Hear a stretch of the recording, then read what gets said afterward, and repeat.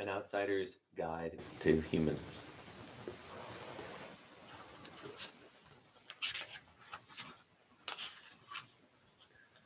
What Science Taught Me About What We Do and Who We Are by Camilla Pang. Introduction. It was 5 years into my life on Earth that I started to think I'd landed in the wrong place. I must have missed the stop. I felt like a stranger within my own species, someone who understood the words but couldn't speak the language, who shared an appearance with fellow humans, but none of the essential characteristics. In our garden at home, I would sit in a multicolored tent tilted sideways, my spaceship, with an atlas laid out in front of me, wondering what it would take to blast off back to my home planet. And when that didn't work, I turned to one of the few people who maybe did understand me. Mum, is there an instruction manual for humans? She looked at me blankly. You know, a guidebook, something that explains why people behave the way they do. I can't be certain. Picking up on facial expressions was not, is not, and never has been my forte. But in that moment, I think I saw my mother's heart break. No, Millie. It didn't make sense. There were books on almost everything else in the universe, but none that could tell me how to be, none that could prepare me for the world, none that could teach me to place a comforting arm around the shoulder of one in distress, to laugh when others laughed, to cry when others cried. I knew I must have been put on this planet for a reason, and as the years passed and my awareness of my conditions developed and my interest in science grew, I realized it was this. I would write the manual that I had always needed, one that explained humans to others like me who didn't understand, and which would help those who thought they understood to see things differently. The Outsider's Guide to Life. This book. It didn't always seem obvious or achievable. I'm someone who was reading Dr. Seuss while revising for my A levels. Reading fiction actually makes me afraid. But what I lack in almost everything else, I make up for with the distinctiveness of how my brain works and my overwhelming love for science. Let me explain. The reason I never felt normal is because I'm not. I have ASD, Autism Spectrum Disorder, ADHD, Attention Deficit Hyperactivity Disorder, and GAD, Generalized Anxiety Disorder. Together, these might combine to make life as a human impossible. It's often felt that way. Having autism can be like playing a computer game without the console, cooking a meal without pans or utensils, or playing music without the notes. People with ASD have a harder time processing and understanding events on an everyday scale.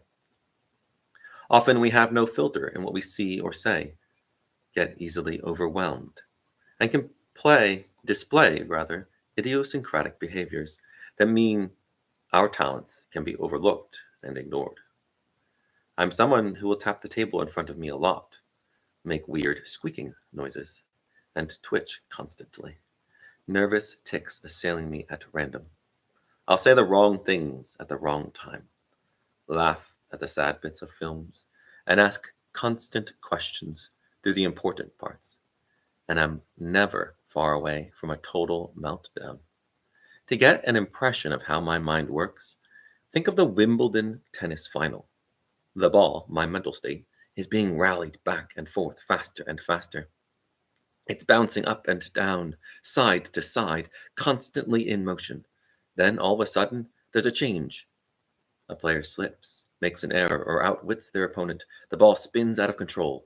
A meltdown begins. Living like this is frustrating, but also completely liberating.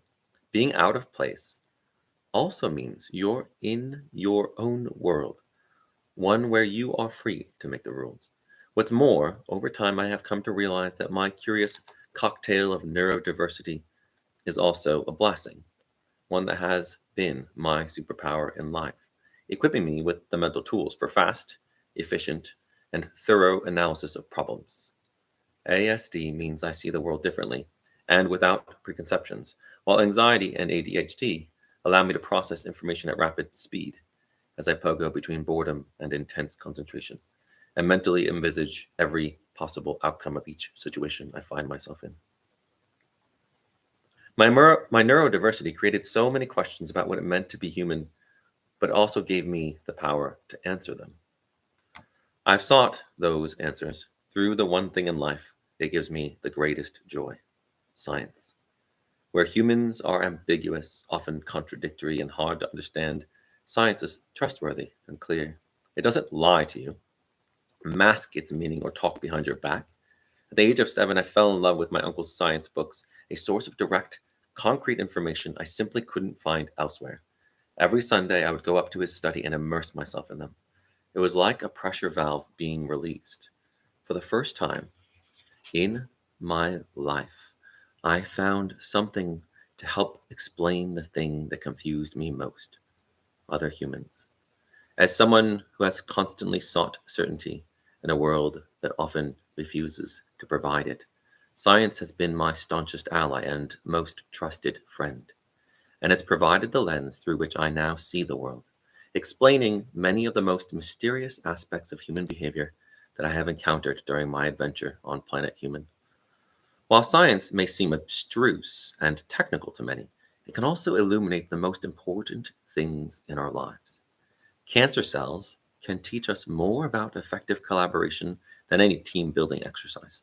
The proteins in our bodies offer a new perspective on human relationships and interaction, and machine learning can help us to make more organized decisions. Thermodynamics explains the struggle to create order in our lives. Game theory provides a path through the maze of social etiquette. And evolution demonstrates why we have such strong differences in opinion. By understanding scientific principles, we can better understand our lives as they really are: the source of our fears, the basis of our relationships, the functioning of our memory, the cause of our disagreements, the instability of our feelings, and the extent of our independence. Science has been the key to unlocking a world whose door was otherwise closed to me. And I believe the lessons it has to teach are important for all of us, whether neurotypical or neurodivergent. If we want to understand people better, then we actually need to know how people work, the functioning of the body and the natural world, the biology and physical chemistry that most of us have only glimpsed as diagrams in a textbook actually contain personalities, hierarchies, and communications structures all of their own, reflecting those we experience in everyday life and helping to explain them. Trying to understand one without the other is like reading a book with half the pages missing. A better understanding of the science that underpins our humanity and the world we live in is essential to a clearer understanding of ourselves and those around us.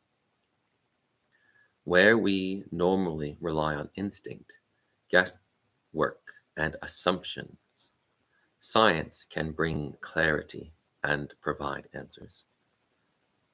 I was someone who had to learn people and human behavior as a foreign language. By doing so, I have recognized that those who claim to be fluent have gaps in their vocabulary and understanding too. I believe this book, the instruction manual I had to create for myself through necessity, can help everyone to better understand the relationships, personal dilemmas, and social situations that define our lives. Since I can remember, my life has been dominated by one question: how do you connect with other people when you're not wired to do so?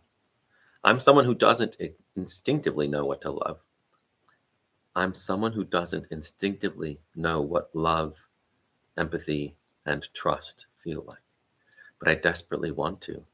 So I have become my own living science experiment, testing the words, behaviors, and ways of thinking that will allow me to become, if not completely human, then at least a functioning member of my own species.